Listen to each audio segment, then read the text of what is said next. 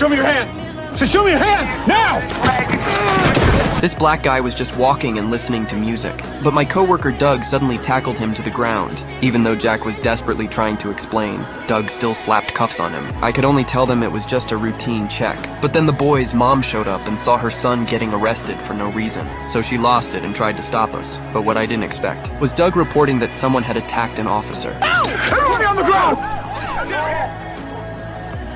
Then Doug actually told me to arrest all of them. I'm just a trainee cop, but even I couldn't stand it anymore. Officer Murray, who was patrolling nearby, came over to ask what happened. That's when we found out Doug thought Jack's clothes looked like the suspect's, so he arrested him. But Murray said the real suspect had already been caught 2 minutes ago, and it was announced on the radio. Doug instantly felt embarrassed, so he wanted to charge Jack and his whole family with attacking an officer and resisting arrest. Murray reminded him that the crowd had recorded everything, so even though Doug was furious, he could only leave in humiliation. After that, Murray told me to apologize to the family. Fusion, you just cuffed my grandbaby and pointed guns at my entire family. And we're very sorry, ma'am. Yes, ma'am.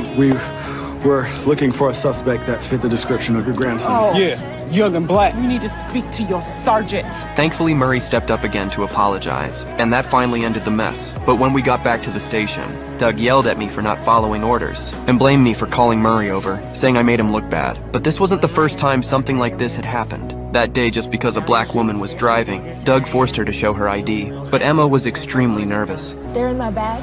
Is it okay if I reach in and grab them? Slowly.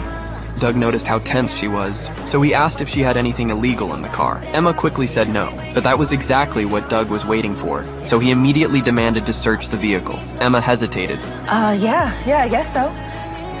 But there are guns in the trunk? Hands where I can see them. Emma hurried to explain that she was in the middle of a divorce, and because she worried her husband might snap, she took his gun to turn it in at the station. But Doug wouldn't listen to a single word. He cuffed her on the spot and slapped her with charges like burglary, possession of stolen goods, and illegal transport of a firearm. That was when I finally couldn't take it anymore. Look, do we really need to take her in? Let's just book the guns and write it up for DA review. Come on, man. What do you say? First of all, never speak to me like that again. Come on, man. I'm your superior officer, not one of your homeboys. Sir. And secondly, that woman just admitted to 3 felonies. She says she's turning in the weapons, but who's to say she wasn't on her way to blast her ex-husband's brains out? Watching Emma breaking down in tears, I just couldn't stand Doug's behavior any longer. So I decided to talk to our boss Gray and tell him that Doug had serious problems with how he handled cases, especially his attitude toward black people. While we were talking, Murray came in. He backed up everything I said, but Gray was the boss after all, so he kicked us out immediately. The next day I went running to blow